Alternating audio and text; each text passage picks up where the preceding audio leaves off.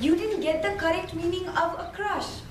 A crush is someone who makes you feel as if your heart has been crushed into pieces.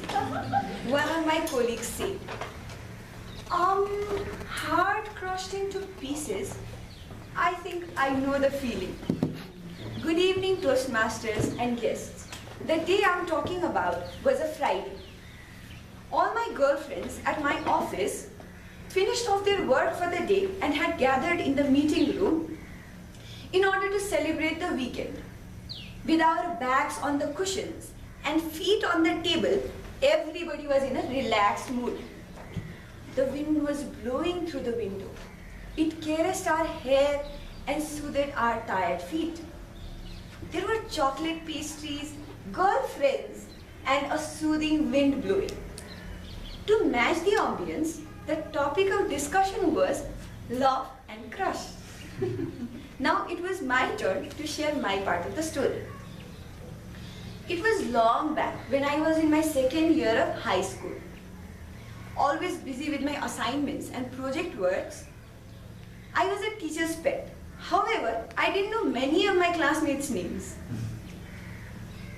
One fine morning, when I was going from home to school, I saw there wasn't a jam at the Kalimati vegetable market.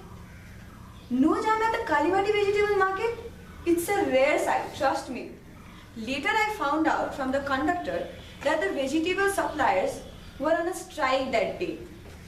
As a result of all this, I reached my class early. When I entered into my class, I saw there was nobody in the class except for these two boys who were sitting on the last row and were talking about something. Least bothered by their presence, I went to my desk, took my notebook out and started doing sums. They were talking about something, but I didn't care to listen to what they were talking about. Then, one of the boys said, "See, Sume, love is not what you think it is. Love is something that makes you feel valued. If somebody disrespects you or belittles you, maybe that person doesn't love you at all."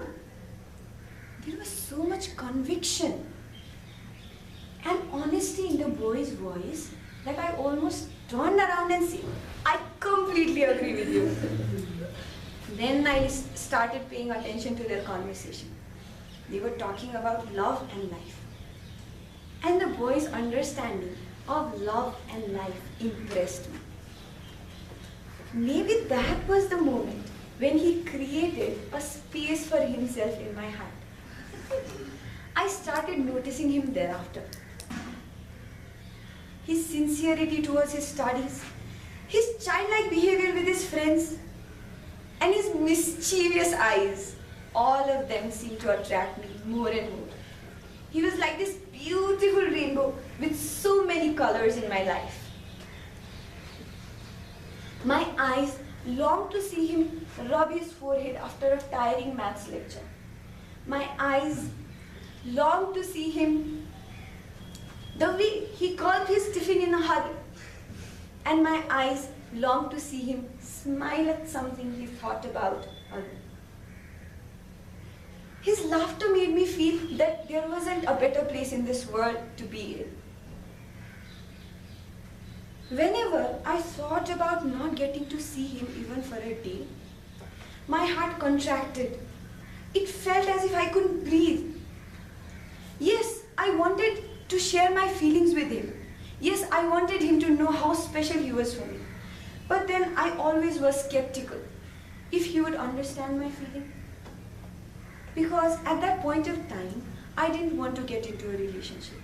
I wanted to concentrate on my studies.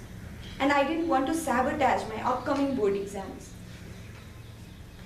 Or maybe I was just very scared to go and face him. Or maybe at that point of time I decided that there are some things in life that need not be said. I wanted to remember whatever we had between us the way it was. Maybe if I had shared my feelings with him, it would add the complexities of a committed relationship to it. So I decided that I should let go and move on. Because trust me, Toastmasters and guests, it is very important in life to let go and move on. Because life moves on no matter what. Over to you, Toastmasters.